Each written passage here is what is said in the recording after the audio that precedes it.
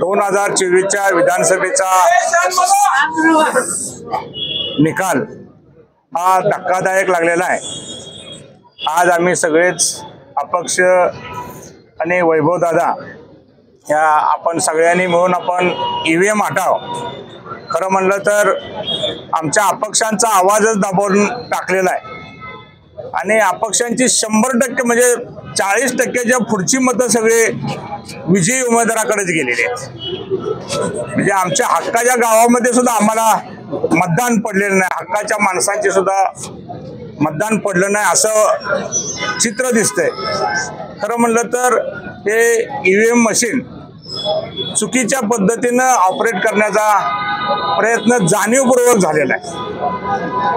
चांगल्या पार्टीचे 10-20 टक्के मतं घेतली आणि अपक्षांची 100 अपक्ष एकत्रित येणार नाही असं त्यांना वाटलं, पण आम्ही सगळे एकत्रित येऊ, पुढे असाच लढा आम्ही चांगल्या पद्धतीनं देण्याचा आम्ही प्रयत्न करू।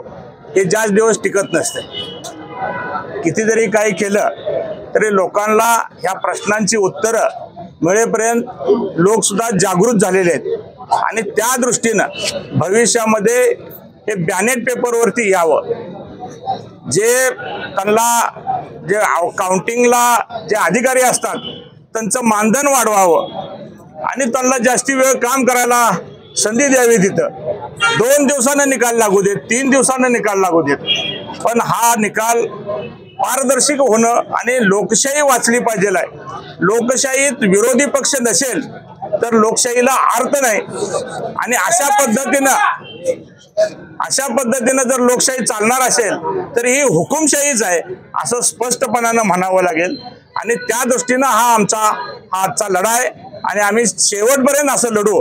आम्ही मध्ये आधी थांबणारी माणसं नाही, आम्ही जनसेवेचं वृत्त कंकण हातामध्ये बांधलेलं आहे, ते शेवटपर्यंत आम्ही निभावू एवढंच ह्या निमित्तानं सांगेन आणि एकत्रित येण्याच्या दृष्टीने सुद्धा आम्ही प्रयत्न करू।